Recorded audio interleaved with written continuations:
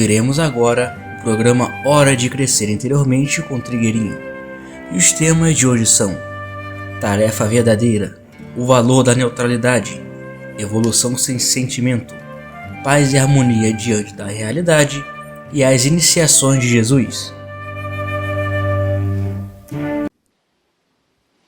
Uma pessoa pergunta como se distingue uma tarefa verdadeira de uma ilusão. Uma tarefa verdadeira, ela traz benefícios para as pessoas, benefícios espirituais. Então, se as pessoas estão se ampliando espiritualmente, se estão compreendendo mais a vida e as coisas, então é porque estão numa tarefa correta, numa tarefa verdadeira. E uma pessoa está muito inquieta porque não está conseguindo neutralidade diante dos desastres e dos desassossego geral. Talvez se a gente compreenda o valor da neutralidade, a gente tenha mais facilidade de consegui-la.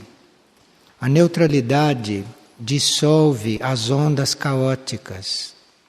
Então, a neutralidade não é só para manter a nossa saúde ou para manter a nossa própria paz, mas a neutralidade que a gente mantém, isto é uma forma de serviço, porque existem hoje muitas ondas caóticas, muitas forças em conflito, como vocês sabem, e a neutralidade é a forma de dissolver esses efeitos.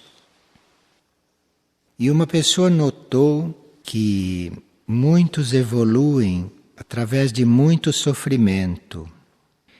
E se é possível nós avançarmos tendo uma vida serena e sem traumas. Claro, isto seria dentro da lei. E quem evolui através de dificuldades é porque no passado não cuidou disto. Mas isto não é normal. Nós evoluímos bem naturalmente. Agora, se no passado criamos certas dificuldades, isto por karma se agrega ao nosso processo. E uma pessoa que leu a biografia de Padre Pio pergunta por que tanto sofrimento em um só corpo para se chegar à santidade. Bem, naquele caso, ele transmutava os males do mundo e da humanidade. Aquilo era um trabalho de transmutação, não era um trabalho para ele se tornar santo. Aquilo era um trabalho de transmutação. E ele transmutava as coisas do mundo e da humanidade, e por isso o corpo sofria, justamente porque ele era um santo. E uma pessoa pergunta: como criar os meus filhos neste mundo caótico? Você pode se colocar a serviço de Deus, que é o Pai de todos, que é o Pai de nós todos. E Deus pode lhe inspirar a lidar com as demais criaturas. Nós estávamos vendo que a realidade se revela por leis precisas e que ela não se deixa tocar pela nossa opinião. Então, se nós quisermos compreender as coisas, nós teríamos que olhá-las de uma forma imparcial, de uma forma bem neutra, para podermos compreendê-las. E isto seria a realidade. Agora, a realidade, ela se mostra bem claramente, mas nós a compreendemos, nós a entendemos segundo o nosso nível de consciência e segundo os pontos de vista que naquele momento nós estamos usando. No momento em que a nossa consciência se amplia, por alguma ajuda do alto ou por uma ajuda de um núcleo mais profundo, nós passamos a ver a realidade diferente. Então, muitos que sofrem tanto por causa de coisas que acontecem, podem experimentar eles se transformar, porque aí a partir daí não vão mais sofrer da mesma forma pelas coisas que acontecem. Porque as coisas não nos tocam, somos nós que nos abrimos a elas de uma determinada maneira. Então, esta realidade é muito relativa.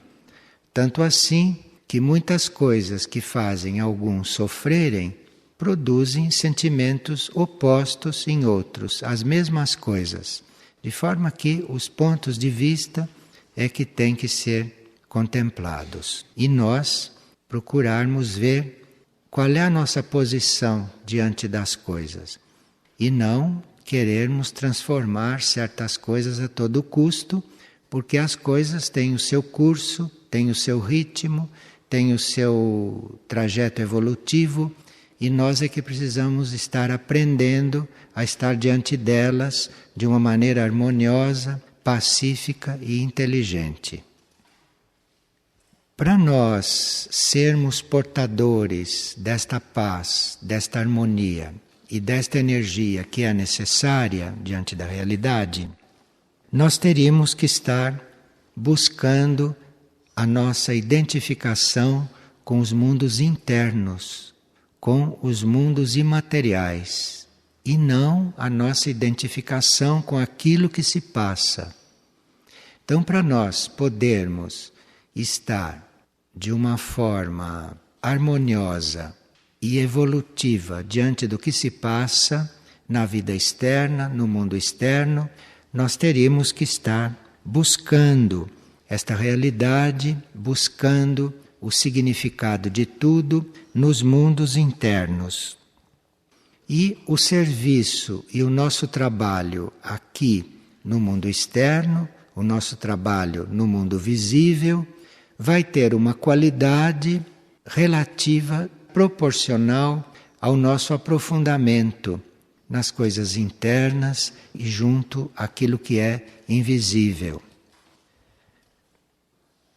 Nesses contatos com os mundos internos, nesses contatos com os planos imateriais, nós nos comunicamos com seres que podem ser instrutores, que podem ser inspiradores e podem nos preparar para uma eventual trajetória além desta terra e pelos espaços e pelos mundos interplanetários. E uma pessoa está aqui pedindo que a gente fale a respeito da incandescência.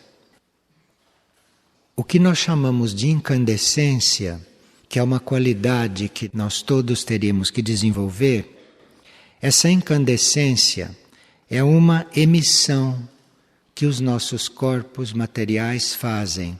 O nosso corpo mental, o nosso corpo astral e o nosso corpo etérico físico. Então, esta incandescência, que é uma irradiação, acontece quando estes corpos, o mental, o emocional astral e o etérico físico, são aquecidos pelo calor da alma e pelo calor da mônada. Então, a incandescência em um corpo está diretamente ligada ao contato da mônada e da alma com aquele corpo. Essa incandescência, ela é necessária, imprescindível nos nossos corpos sutis também, porque são os nossos corpos sutis que vão por este espaço afora, pelos demais níveis de consciência, aonde nós teríamos uma tarefa ou teríamos algum serviço a cumprir. Com este aquecimento da mônada e da alma aos nossos corpos, este aquecimento faz com que o ectoplasma, que é uma irradiação do plexo solar, que isto não aconteça. Então, enquanto nós não temos esta incandescência, enquanto nós não estamos aquecidos pelo espírito ou pela alma, nós emitimos esta irradiação do plexo solar, que nós chamamos de ectoplasma, e que isto produz certos efeitos. Enquanto nós estamos produzindo este ectoplasma, nós estamos dentro do karma do medo. Nós estamos sujeitos ao medo. E o que dissolve o medo, e o que dissolve os temores, o que dissolve as dúvidas, tudo isto que impeça que a gente tenha a coragem, o vigor, a força suficiente para trabalharmos, para servirmos nesses planos materiais e nos intermediários, é exatamente essa incandescência. E nós vamos então buscando esta situação, vamos buscando esta qualidade à medida que vamos buscando o contato com a alma e que vamos buscando o contato com a mônada.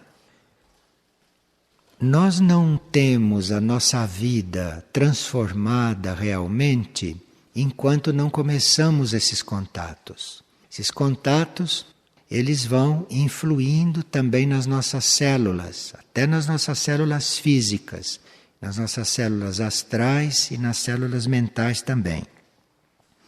E não é possível nós termos uma verdadeira transformação. A nossa vida não pode realmente mudar se nós não fazemos esses contatos e se nós não vamos entrando nesta linha da incandescência, representada por essa expansão de calor. Um calor interno que vem da alma e que vem do espírito. Muito diferente daquilo que se chama de calor humano, que é um calor animal, que nós temos também e que emitimos também etericamente. Pessoa pergunta: por que existe ódio entre pais, mães e filhos? Isto tem solução? Quando existem esses sentimentos entre as pessoas, ódio, não, que é um sentimento bastante forte, isto nunca começa na mesma vida. São reencontros kármicos. E muitas pessoas que têm estes assuntos para resolver entre elas, nascem na mesma família. Porque aí, com a lei da hereditariedade, numa família, há mais possibilidade de se reorganizar as coisas do que se esses inimigos não estivessem em família. Compreende? Quer dizer, se não estivessem em família, continuariam inimigos. Mas em família, há certos envolvimentos, há certas hereditariedades, há certas coisas típicas do DNA, que há uma possibilidade das pessoas melhorarem esse relacionamento ou reverem este relacionamento. Então há muitas famílias assim, ou muitos membros de famílias assim, nessas condições. Então, quando nós nos encontramos em família e nestas situações, será sempre bom que a gente se lembre que é uma oportunidade especial de resolver. Porque aí o sangue, a hereditariedade, esses preconceitos familiares, esses afetos, estas coisas, isto tudo pode servir para apaziguar estes ânimos. Então, uma inimizade em sociedade tem muito menos probabilidade de ser resolvida do que uma inimizade em família. Porque o destino coloca aqueles dois com o mesmo sangue, com a mesma hereditariedade, dá todos os elementos para que eles finalmente se reorganizem, se resolvam. E muitas famílias são organizadas por isso. Muitos seres se encontram em família, não para viverem uma vida de união, em princípio, mas se encontram em família para resolver estas coisas antigas. E isto é uma oportunidade, sem dúvida nenhuma. E se nós podemos falar sobre a soberba espiritual daqueles que se consideram superiores por estarem no caminho. Veja, quem tem isto, quem tem esta soberba, quem tem esse orgulho, não é muito evoluído. Porque nenhum ser evoluído é orgulhoso do ponto em que ele está. Pelo contrário, quanto mais o ser evolui, mais ele vê o quanto ele ainda tem a caminhar. Então são as pessoas que enxergam pouco que podem ficar orgulhosas do ponto em que estão com relação aos outros. Só quem não enxerga bem. Porque quando você enxerga, quanto mais você avança, quanto mais você trabalha, mais você percebe o quanto ainda tem que caminhar. Porque este infinito da evolução, isto que não acaba mais, isto que é infinito, você só vai vendo a proporção disto é exatamente quando você evolui. Então não tem como um ser evoluído ser orgulhoso do seu ponto. Porque quanto mais evolui, mais ele vê o quanto ele ainda tem que ser, quanto ele ainda tem que caminhar. Está claro isto? Porque os outros os veem como evoluído. Os outros acham que ele é evoluído. Mas se ele é evoluído, não se acha assim não. Ele respeita os outros que o acham evoluído, mas ele sabe que não é isto. Porque ele está vendo mais do que o outro o quanto está na frente dele para ele desenvolver ainda. E aqui uma pessoa encontrou no glossário esotérico o verbete involução. E diz lá que tanto pode se referir ao mecanismo da morte, isto é, o indivíduo involuiu. Este é um modo de dizer que ele desencarnou. Como pode significar que ele regrediu na escala evolutiva. Mas essa regressão na escala evolutiva nunca é uma regressão para um reino anterior. Isto é, um ser humano não pode regredir para o reino animal. Esta regressão é dentro do próprio reino. Então, se um ser humano começa a regredir, ele tem o limite dessa regressão até ele voltar a ser um ser humano bem primitivo. Mas esse é o limite dele. Daí ele não pode voltar a ser um animal. Se ele chega nesse limite da involução no seu próprio reino, aí pode acontecer da alma, que é aquela que reencarna, desintegrar. E aí a mônada vai recomeçar a sua trajetória a partir de um reino inferior. Mas aí não é mais o indivíduo que regrediu. Aí é a mônada que vai recomeçar o seu trajeto. Então a regressão de um indivíduo vai até ele chegar a um ser humano degradado, mas não pode entrar no reino animal. Agora, na Índia, observavam muito estas coisas e as pessoas também eram supersticiosas. E havia na Índia muitas seitas que não eram muito avançadas.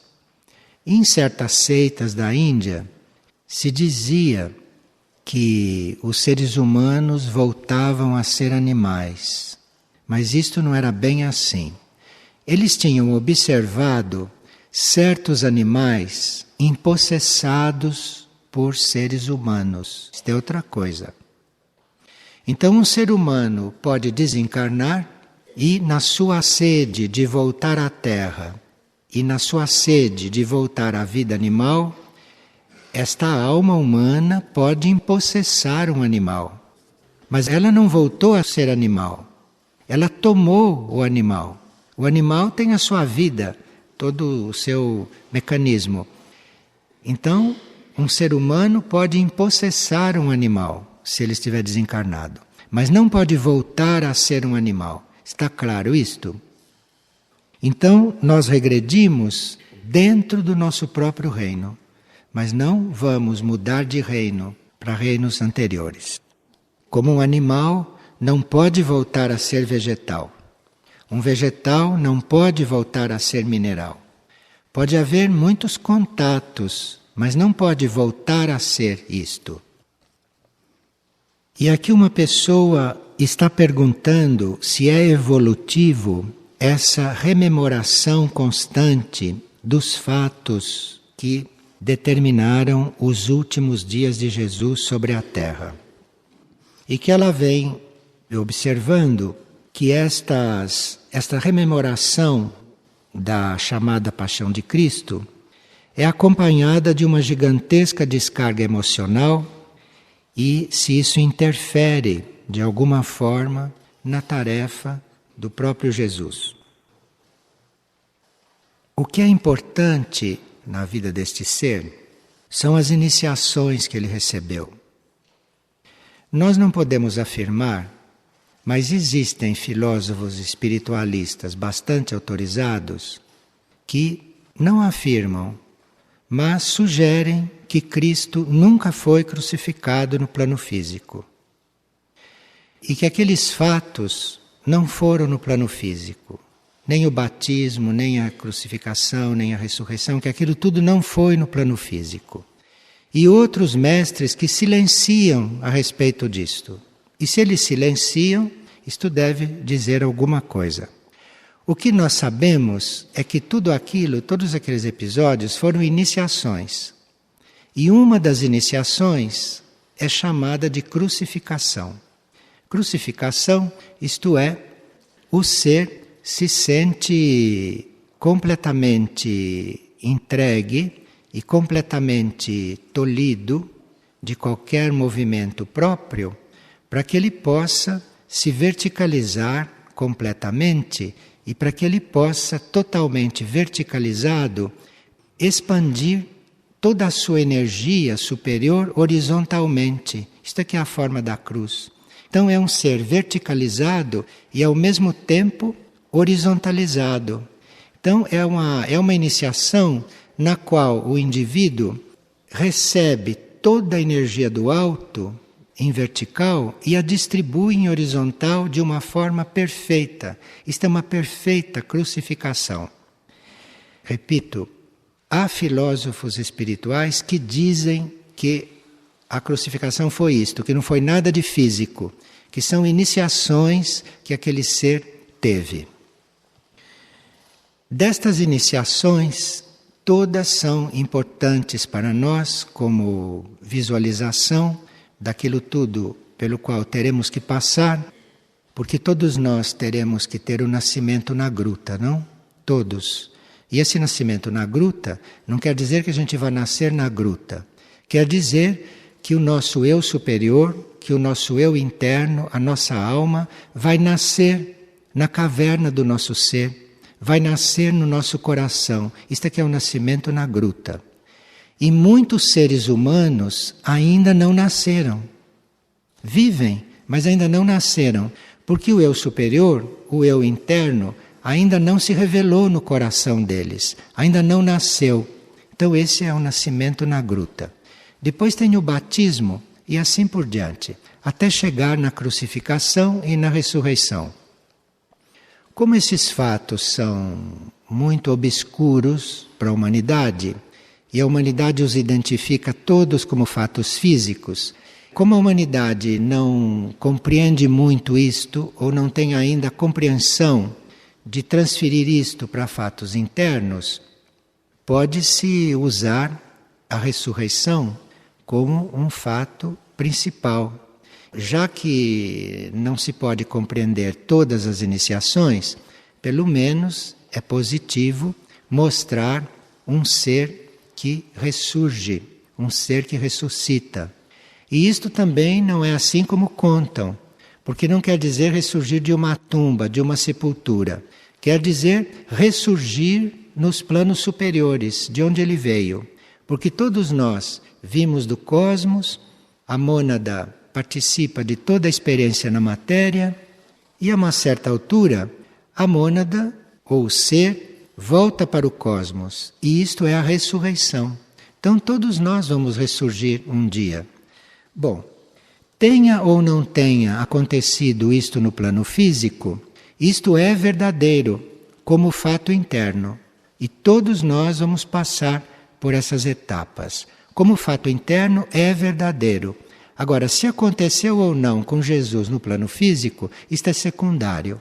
Se aconteceu ou não, não tem muita importância. O importante é que tenha acontecido como iniciação, é que tenha acontecido internamente.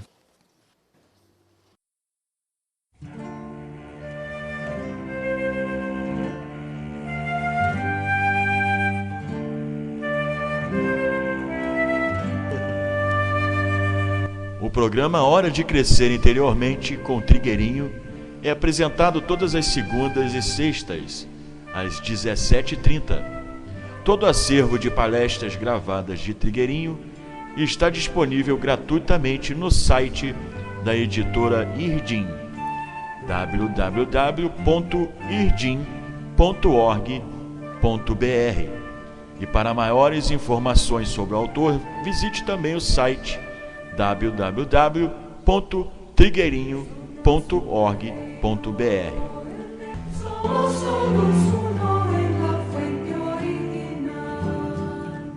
Somos aguas subterráneas.